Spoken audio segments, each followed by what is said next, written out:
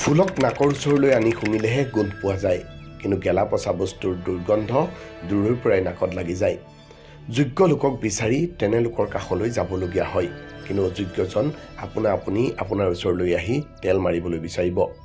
জীয়াই থাকোঁতে মানুহৰ মূল্যায়ন নহয়, কিন্তু মৃত্যুৰ পিছত মূল্যায়নৰ অভাৱ নহয়। মৃত্যুৰ পিছত মানুহে কয়, মানুহজন বহুত ভাল আছিল, তেওঁৰ নিচিনা মানুহ পাবলৈ টান, অমুকৰ মৃত্যুত এয়া অপূৰণীয় ক্ষতি। এজন গুৰুত্বপূৰ্ণ মানুহক হেৰুৱালোঁ, তেওঁৰ স্থান কোনেও পূৰাব নোৱাৰে।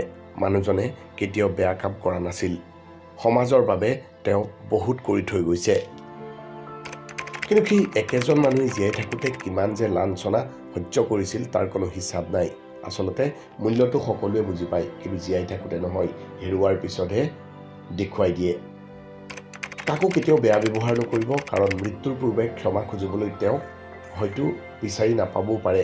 ক্ষমা পাব শিশুকালত, কষ্টত যাব বৃদ্ধকাল, যৌৱন হ'ল শ্ৰেষ্ঠকাল আৰু কৰ্ম কৰক ইহকালত।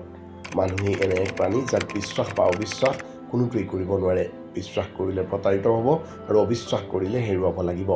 নিশা হ'লে আন্ধাৰত যিজনে অকলে দুখত ভাঙি যায়, সেইজনেই মনৰ সকলো ব্যথা লুকুৱাই দিনৰ পোহৰত আনক হহুৱায়।